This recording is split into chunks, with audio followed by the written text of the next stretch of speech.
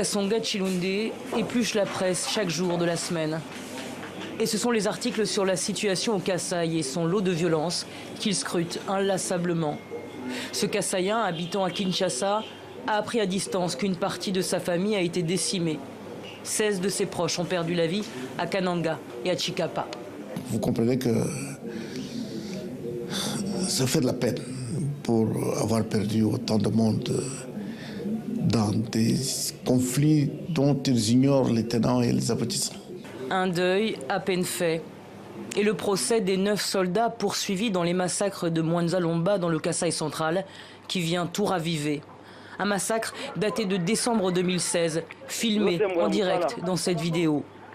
On y voit des militaires tirer sur des civils, pour la plupart désarmés.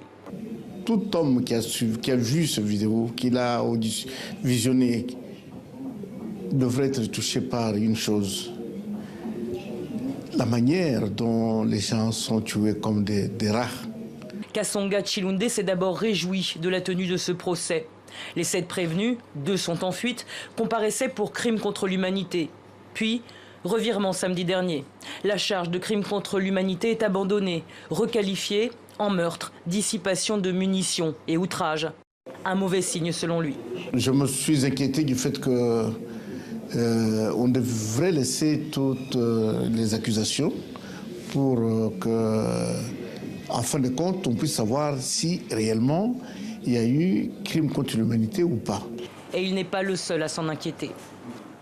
Pour nous, ce n'est pas une surprise parce que déjà l'enquête qui a servi à collecter les éléments qui ont été analysés par la Cour, cette enquête n'avait pas été indépendante, impartiale, moins encore exhaustive. Il fallait s'attendre à ces résultats-là. Le verdict est attendu samedi prochain. Mais l'Organisation des droits de l'homme demande la suspension du procès jusqu'à ce que les experts de l'ONU viennent enfin mener leur enquête sur une crise qui aurait déjà fait plus de 3000 morts selon l'Église catholique congolaise et plus d'1 million de déplacés.